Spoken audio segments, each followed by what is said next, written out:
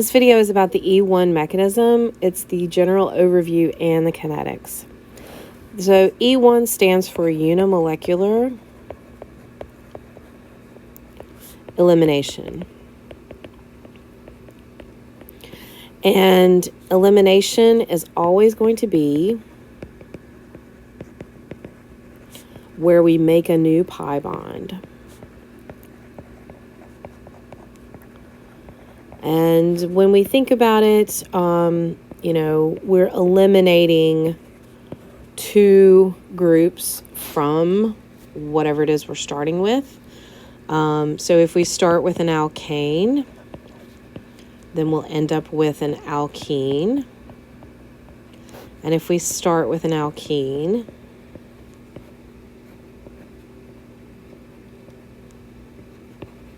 we'll eliminate the two groups and we'll end up with an alkyne. So either way, we're making a new pi bond. Now, E1 is unimolecular because there is only one molecule in the rate determining step, RDS, rate determining step.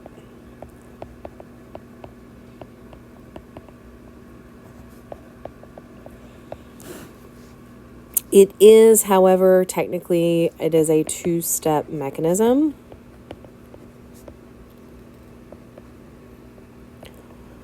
Because there's only one molecule in the rate determining step, then that molecule that is in the rate determining step is going to be the substrate. But then, of course, we have to finish it off with the base reacting with it to do the elimination.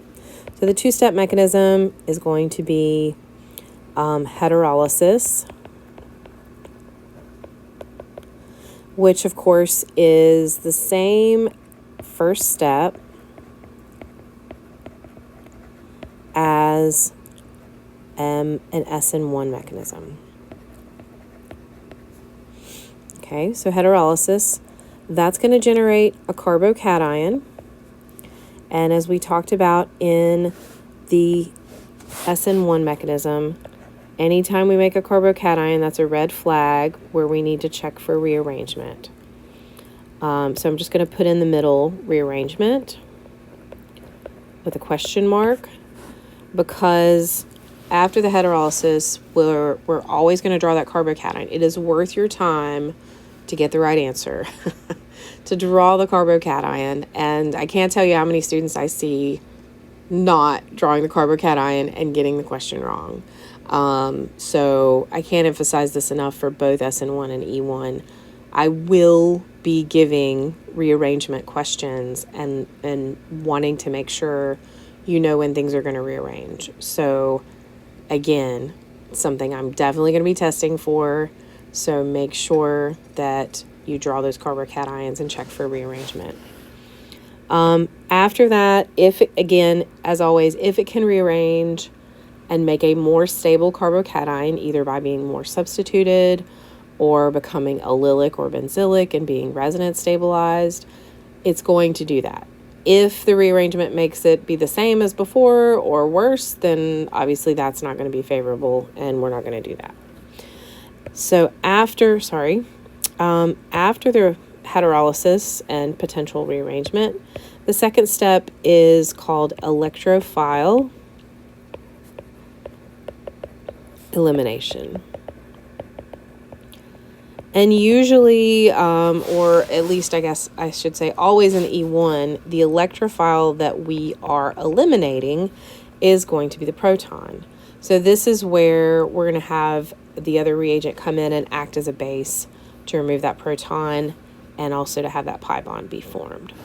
Okay, so let's take a look at this mechanism and draw it out. So the heterolysis step is going to look just like it does with the SN1 step. So let's just say we have tert-butyl chloride. Notice I intentionally chose a tertiary substrate because we know those are going to be the most stable with any of our mechanisms where we end up with a carbocation. So heterolysis would just, of course, be the leaving group leaving. So in this situation, that's the chloride anion. and we end up with our tert-butyl cation. So this is going to be an intermediate because it gets formed and then it's going to get consumed in the next step.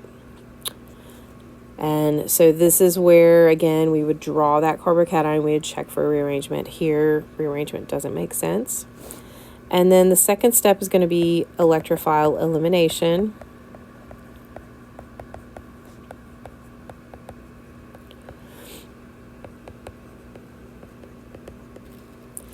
And this will be where the beta, so this was the alpha carbon, this is the beta. Here, all the betas are the same.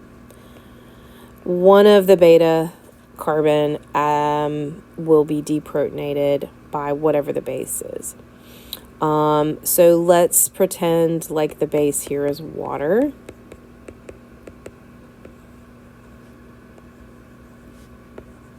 Because typically we know that E1 is going to be more likely when we have a weak base.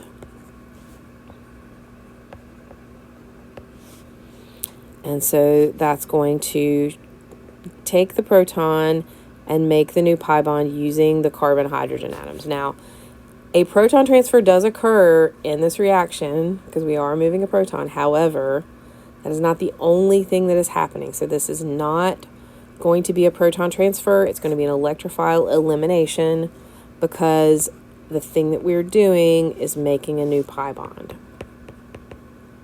And of course, we'll have our byproduct of H2O plus. Usually when we go through and draw out these mechanisms, here I did it stepwise and I redrew out the intermediate. But usually in this class, we're going to just keep going and not redraw intermediates. Just go ahead and do the reaction with the intermediate as it is drawn. So that's the mechanism. Now to discuss the kinetics here. This is the rate determining step, and that's because this carbocation is a high energy intermediate. And then here we've got a proton transfer occurring and making this pi bond, and we're also getting to a neutral product. So that's going to be a lot easier to do, especially once we're already at that high energy intermediate. So that means the rate determining step is going to be this first one. So it'll be the rate will equal the rate constant, which would need to be determined experimentally, times the concentration just of the substrate. So that means the concentration of whatever it is we have as the base doesn't matter in terms of increasing or decreasing the rate. Only the concentration of the substrate is going to increase or decrease the rate of the reaction. So that's the E1 mechanism.